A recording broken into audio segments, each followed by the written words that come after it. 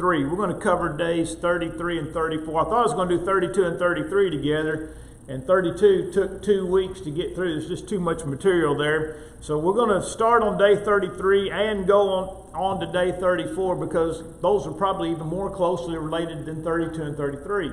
And day 33 deals with the matter of recreation and entertainment, and day 34 is a matter of priorities. And so those two things certainly go hand in hand as we think about our daily Christian walk. And so we're going to start, where the lesson begins on day 33, and note that wholesome recreation is helpful for both body and mind. In other words, God did not call us to be stoics. And if you don't know what a stoic is a person who thinks essentially it's wrong to have fun or laugh or joke around, or the Stoics were a first century group. Well, of course, they preceded the first century, but they thought that all emotions and all these things should be kept in check at all times, and any pursuit of the flesh was wrong. And now when I say pursuit of the flesh, I mean things that are not particularly spiritual. I don't mean pursuing fleshly desires, but it is indeed the case that we all need downtime. I think God made that clear when He brought His children out of Egypt, and He gave them the Sabbath day. The Sabbath day was not a day of worship; it was a day of rest. You'll never find any statement in the Old Testament where the Sabbath was given to the people of Israel as a day of worship. It was a day of rest, specifically.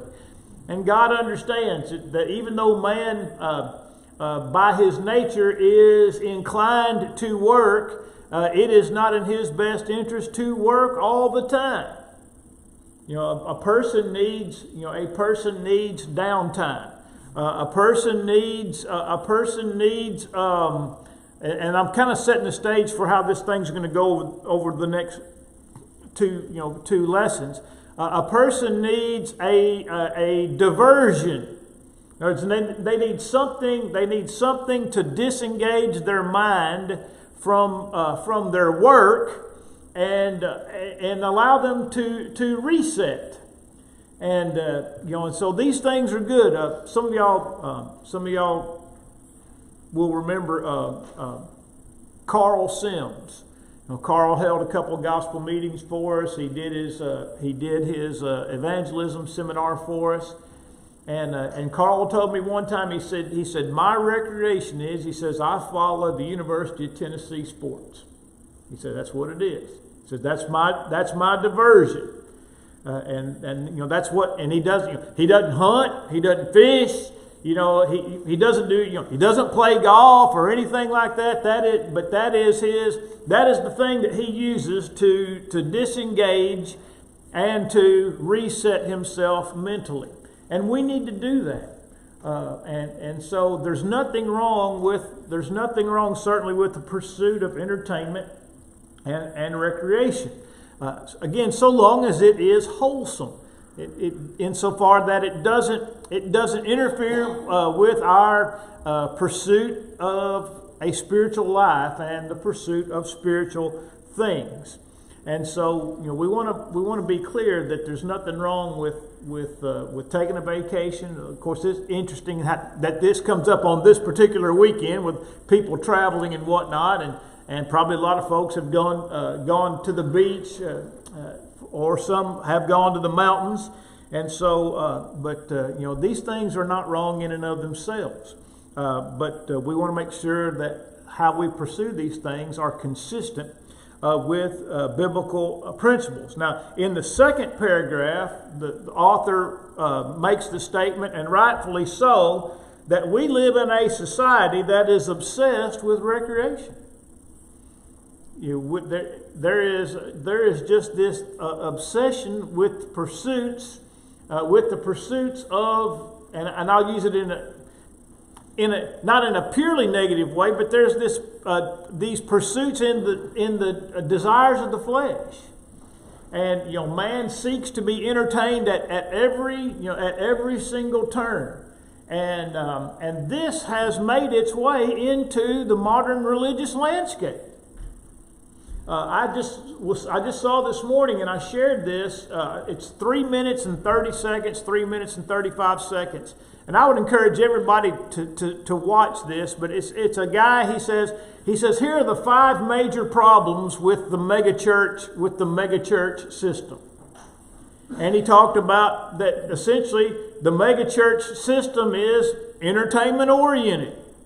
It's extremely shallow in its theology. It misrepresents Jesus. It seeks to entertain. The whole thing is manufactured from beginning to end. I think about some of us are old enough to remember when you went to a concert and they just played music. That's what they did. You bought a ticket and you went to see somebody, and that person stood on the stage and played music. I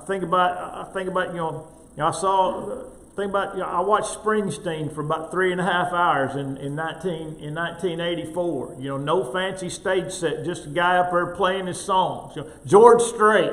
If you want to talk about a guy that just plays his music.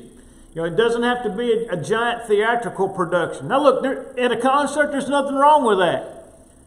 The problem is that the megachurch system and a lot of, and what I'll call small town and rural churches, are trying to imitate or mimic that pattern. That it's all about the lighting. It's all about the setting. It's all about the music. It's all about feeling good. And so this idea of this pursuit of recreation has found its way.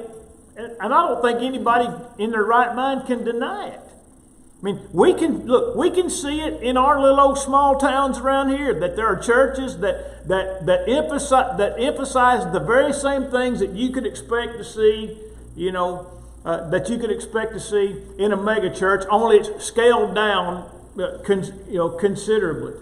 And so this pursuit of recreation and entertainment is dangerous when we allow it to get into places where it does not belong. And so, that would be something we want to be on guard against with regard to our obsession with recreation.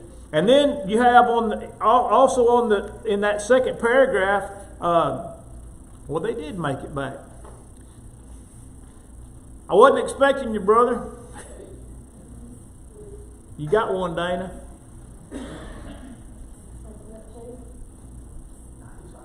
Looked like just one. All right. In the second paragraph, the pursuit, and this found its way into the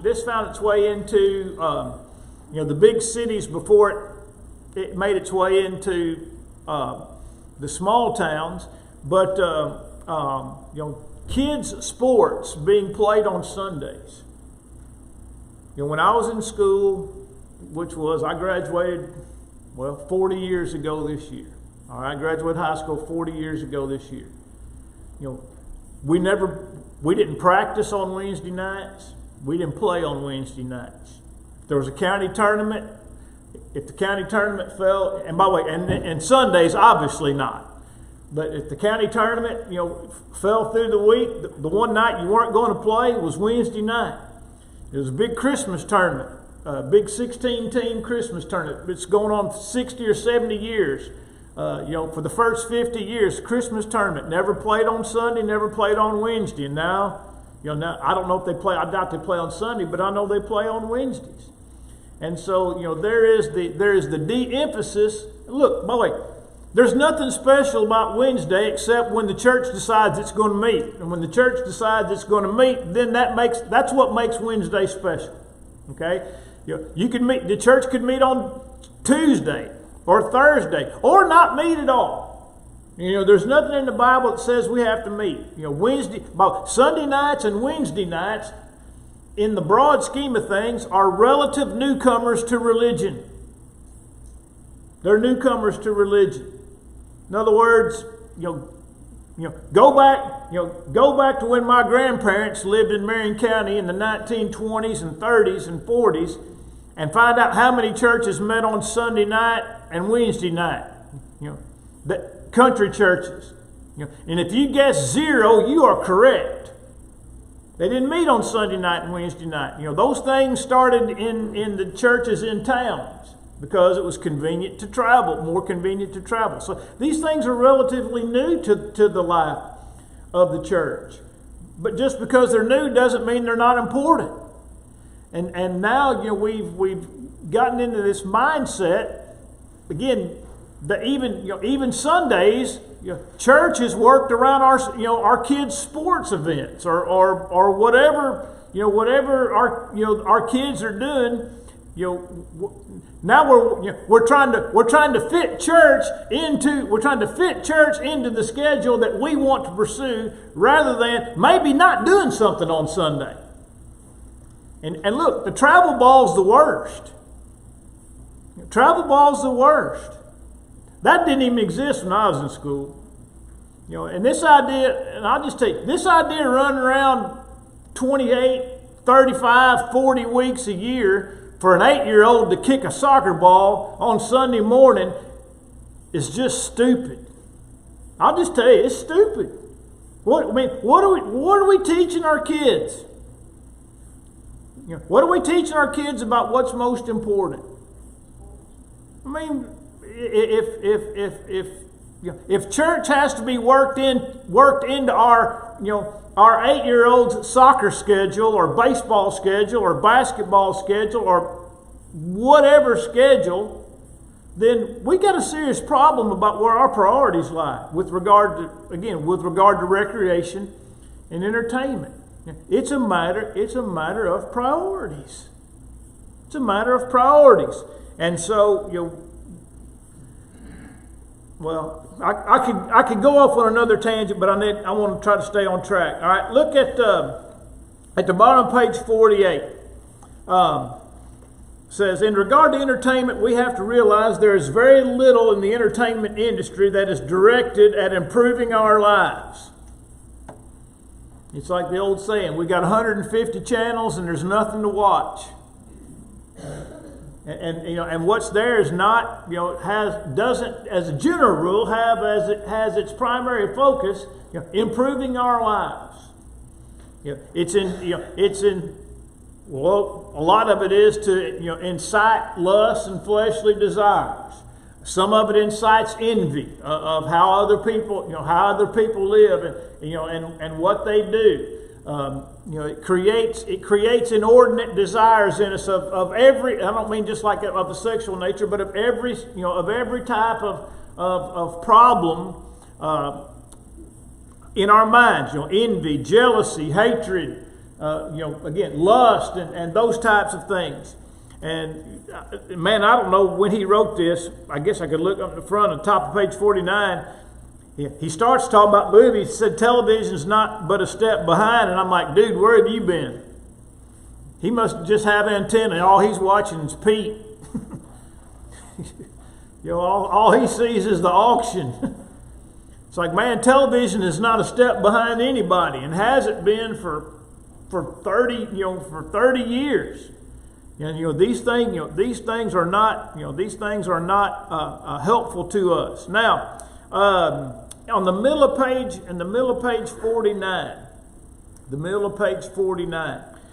there are some passages here that can be helpful to us in making right decisions concerning recreation or entertainment and recreation. All right, so let's open up our Bibles and let's read these together, and then come up with the main thought that is found in each of these passages. All right, in 1 Timothy chapter 4 and verse 8. 1 Timothy 4 and verse 8. It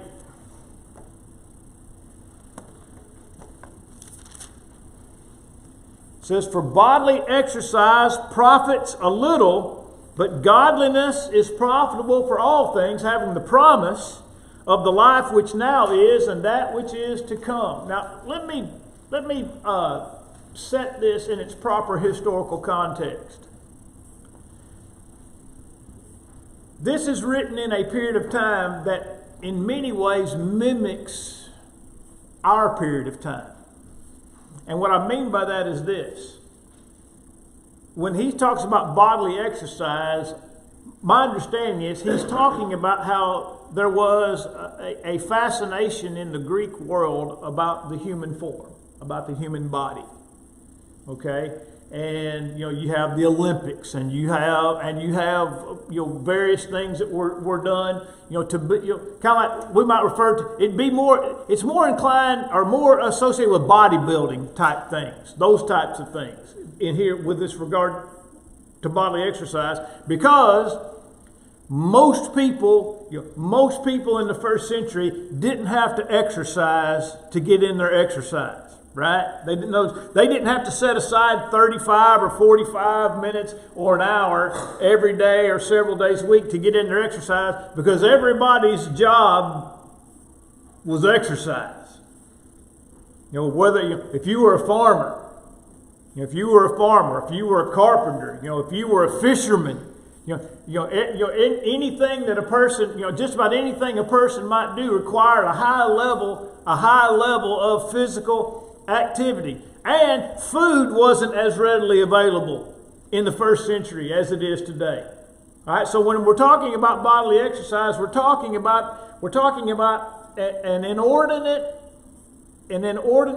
amount of attention paid to the human form. Okay? And so it's not talking about the fact that we need to exercise. Those people exercised in their everyday jobs. Now, our society is vastly different even than 70 years ago, 75 years ago. You can go back and look at photographs of people in the 1950s, and most people are pretty physically fit. Right? But our society has become more sedentary. The jobs that we have don't require the physical exercise to do them. Therefore, it behooves us to exercise for our physical health, and for our mental health. All right, so the verse here is not saying that you shouldn't exercise, because we do need to exercise, because we want to be healthy. Because if we're not healthy, we're not helpful to our families, and we're not helpful to the church. That's why it bothers me to see fat preachers. Because those guys are a heart attack waiting to happen. And those guys can't get around and do the things I think probably that they need to be doing in a lot of ways. Those types of things bother me. All right, we do need to exercise because of how our society has changed. The point here is, and I would put this more along the lines of recreational pursuits. They benefit for a little while. And the word little doesn't mean a small amount. It means for a small amount of time. In other words, bodily exercise profits for a little while. But godliness is profitable for all things, because it has the promise of the life which now is and the life which is to come. So, and by the way, you can do both. I'll just give you an example. We have PTP 365. If you want to go walk the block, or you want to walk on a treadmill, or ride a stationary bike, or whatever it is that you want to do, guess what? You can listen to helpful things while you do those other things. I know, because I do. I get a lot of my sermon ideas from guys that I'm listening to on PTP 365, or get illustrations and whatnot. So these things are not mutually exclusive to one another. But the point is that being spiritually minded is the most important thing, because it is the one thing that will last beyond this life. It has the promise of this life. In other words, if you're a spiritually minded person, this life will be good for you. You'll be a lot better off in this life being spiritually minded, but then you get the next life, which is eternal life. So to me, that's the main point, and I wanted to kind of emphasize where that verse was coming from. All right, in Ephesians 5 and verse 11, what's the Bible tell us there?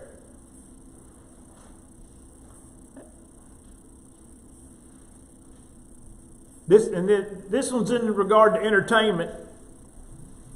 By the way, and I added verse 15 as well.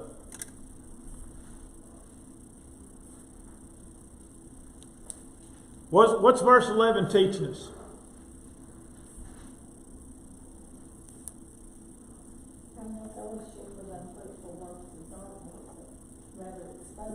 All right, have no fellowship with the unfruitful works of darkness. Now, we can have fellowship with things either by being in the presence of those things or supporting those things. Now that falls in. Now that verse falls in the idea of entertainment. Okay, recreation and entertainment. What is it that I use to disengage from my work life and get reset? Is it something that is helpful to me spiritually, or is it something that's harmful to me because it exposes me to something that is not good for me spiritually? Now I want you to look down at verse 15.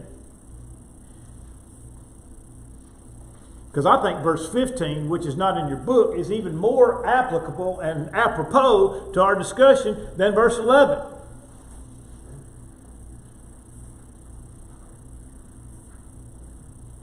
Says what? Verse 15. Give me the first three words. Look, therefore, carefully.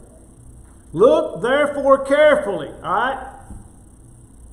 In other words, be aware. All right? And then to do what?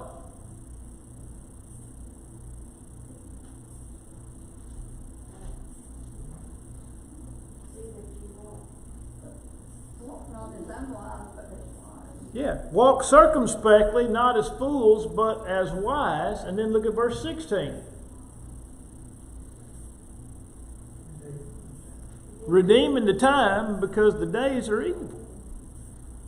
In other words, we want to be conscious of what we're doing because our time is not unlimited. I mean, and as we get older, that becomes more and more apparent, right?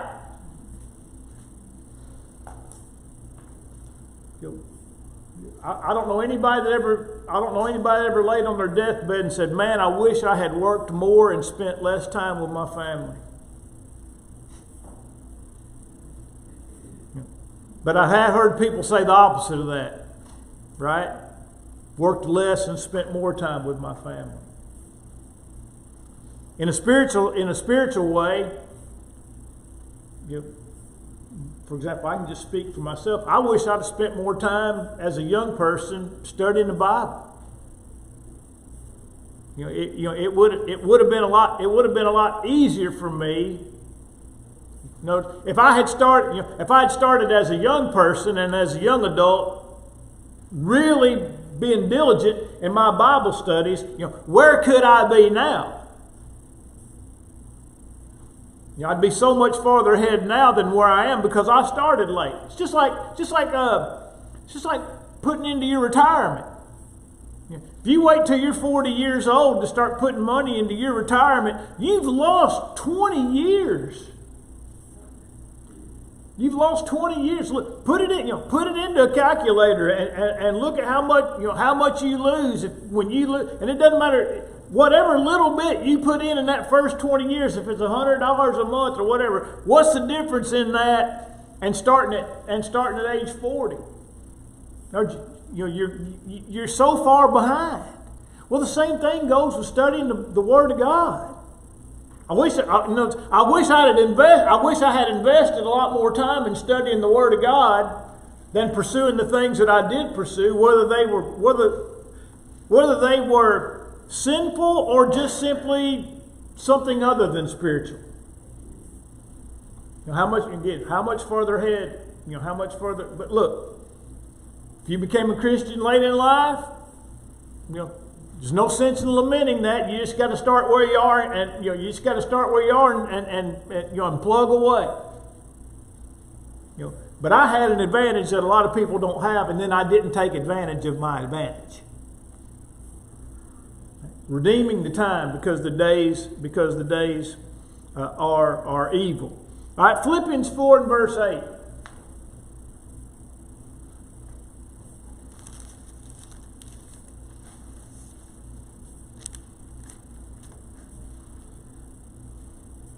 Summarize verse 8 for me. I mean, I can do it in 4 words. Kind of like name that tune. Keep your thoughts pure and good. Keep your thoughts pure and good. That's 6 words. I can do it in 4 words. And meditate on the good things. Meditate on good things. Think on good things. To me, that's really what. And what it does in the preceding is it tells you what those good things are. Things that are true, noble, just, pure, lovely, good report, virtuous, and praiseworthy. A lot, especially in this day and time, a lot of what we see is not true. It's not true. It's fabricated. And by that, I don't mean just like AI generated, which that's bad enough. But people create scenarios in order to create false outrage. About a thing that actually didn't happen. I'll give you an example of this. Some guy that is a Facebook friend of mine, he's a member of the church, posted this picture, and there was a picture of a girl, okay? And she was sitting in a church pew, right? And she had on this sleeveless shirt, and both of her arms, she was covered up with tats, and she had some tats on her neck. She had like 3 or 4 earrings in her ear, and you can picture, she's probably in her 30s. You can picture this girl in your mind, right? I mean, they're everywhere. All right. Well, the caption is that this picture was posted on Facebook by a person who was uncomfortable with her being in the church building with them. All right. Now, here's the problem. The photo's taken from about this far away, and it's in portrait mode, so that everything in the background is blurred out, and you have this picture of this woman in worship, and you're taking a picture of her in portrait mode from a distance of about 2 feet because you're uncomfortable. And I just told this dude, I said, look, there's enough problems in the world that are real problems without trying to cause fake outrage over something that obviously did not happen. In other words, that whole thing was probably a stock photo with somebody making up a story about it, and then people sharing it all. Look, by the way, is there a problem in the church with people being judgmental? You better believe it. But that wasn't one of them. That wasn't one of them. There's enough things for us to worry about without being drawn in to something that obviously did not happen, to create fake outrage. And by the way, I'll give you an example that happened to me this past week that's directly akin to this. I was talking to a young lady that I know, and I'm not going to tell you where or the context, but I thought she had some new ink on her. I said, hey, did you get some new ink? And she goes, no. She said, I just usually wear longer sleeves. She said, you're probably just seeing some of these for the first time. And I said, okay. I said, that's cool. I said, I just happened to notice one in particular, and I thought it might be new. She goes, no, I've had this one. She goes, I had this one for about a year. I said, okay, that's cool. And then I started talking about, hey, what do you think the folks at church would say if I came in with one of them? And can you just kind of making a joke about it? Yeah, and man, them old ladies are like, Beulah Armstrong would kick you out the door. That's what one of them said, word for word. Beulah Armstrong would kick you out the front door. And I started laughing, but then I asked her. I said, no, I didn't ask her. She said, She goes, that's one reason I don't go to church. I said, why is that? She goes, because I've been to 2 or 3 churches where I live and people look at me funny. You know, like I don't belong. I said, well, if you'll come to Burleson, I'll show you a mama of 3 who's all tatted up and a tatted up deacon. Lexi's laughing because she's married to him. Said, you're not. I told her, I said, look, you're not going to find any problems here. But that actually happened. I mean, that was a real conversation that I had this week, which is why that fake outrage thing really bothered me. All right. Is there a problem? Yes, there's a problem. But let's make sure that we are dealing with problems that are real and not wasting our time and energy on things that are not real. Matthew 5:27 and 28. Matthew 5:27 and 28. You've heard it said to those of old, you shall not commit adultery, but I say to you that whosoever looks upon a woman to lust after her has already committed adultery with her in his heart. Pretty simple. Keep your eyes where they belong. Keep your eyes where they belong. Because, no sexual sin starts without the eyes. That's where it all starts. It all starts there. Jesus is telling us, keep a firm grasp on our eyes. And by the way, this is especially important for men. More so than for women. Not that it's not important for women, but it's more important for men because God made us differently.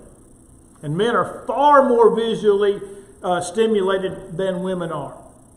That's why Jesus didn't say a woman who lusts after a man. He says a man who lusts after a woman, because that's the way that it's going to be about 9 times out of 4. All right, so we want to, as men, we want to make sure that we keep our eyes where they belong. 2 Timothy 2 and verse 22. For the sake of time, flee youthful lusts, but pursue righteousness, faith, love, and peace with those who call on God out of a pure heart. By the way, obviously this verse can be used with regard to young people. But we have to remember, Timothy was probably 40 or close to 40 when Paul wrote this to him. In other words, problems of lust and inordinate desires don't just exist in the bubble of teenagers and young adults. These are things that chase us all of our lives. All of our lives. 1 John 2, 15 to 17. Love not the world, neither the things that are in the world. For all that is in the world, the lust of the flesh, the lust of the lust of the eye, and the pride of life, these things are not of the Father, but they're of the world. It says, and the world is passing away in the lust thereof. Whoever does the will of God abides forever. Love not the world or the things that are in the world. Normally, if we hear the phrase, love not the world, we immediately think about the things that are in the world. But what John is saying is that there's a difference between loving the world and loving the things that are in the world. Neither one of them are good, but they are not the same thing. Paul said, Demas, in this 2 Timothy chapter 4, Demas has forsaken me, having loved this present world. In other words, Demas preferred the life that the world offers rather than the life that the Lord offers. And by the way, he had been called a fellow laborer all the way back in the book of Colossians chapter 4. He's mentioned 3 times. He's a fellow laborer, and all of a sudden now he's forsaken Paul. Not for any reason other than he loves the world. He loves the world. And we're not to love the world. That means we don't love the way the world thinks. We don't love the way the world acts. And then we don't love the things of the world. And again, those two things they're not the same. Ephesians 4:17-19. Paul writes about the Gentiles who have alienated themselves from God and are past feeling. You know, people can become so enamored with and then captured by the world that their consciences don't work anymore. That's what it means being past feeling. Some people are so deep into sin that sin doesn't even bother them anymore. And look, Paul is not saying that these people can't be reached by the gospel. That's not what Paul's saying. What he's saying is that there is in all of us a conscience. But if we suppress our conscience enough, then our conscience stops bothering us. That's what it means to be past feeling. It doesn't mean that the gospel can't help you. It doesn't mean that Jesus can't save you. It just means that a person has lived in sin for so long, alienating themselves from God, that their sin doesn't bother them anymore. And by the way, there's a lot of people like that. There's a lot of people like that in this world. Sin just doesn't bother them at all. Maybe it used to, but now it doesn't. And then on day 34, bottom page 49, talking about keeping the right perspective. Everything we've been talking about today tends in that direction. All right, keeping the right perspective. Again, we talked about the pursuit. The pursuit of recreation, the pursuit of pleasures. The passage here in Matthew 6:24-33 is from the Sermon on the Mount. It really begins in verse 19 and not in verse 24. Verse 19, is do not lay up for yourselves treasures on earth where moth and rust corrupt and where thieves break through and steal. But lay up for yourselves treasures in heaven where neither moth nor rust corrupt and thieves do not break through and steal. For where your treasure is, there will your heart be also. Then in verses 22 and 23, it talks about the light or the lamp of your body is your eye. Remember, I told you no sexual sin starts apart from the eyes, and our eyes are to see good things and not dark things. And then verse 24 is in direct connection with the previous verses 19 to 23. 24 does not exist in a vacuum.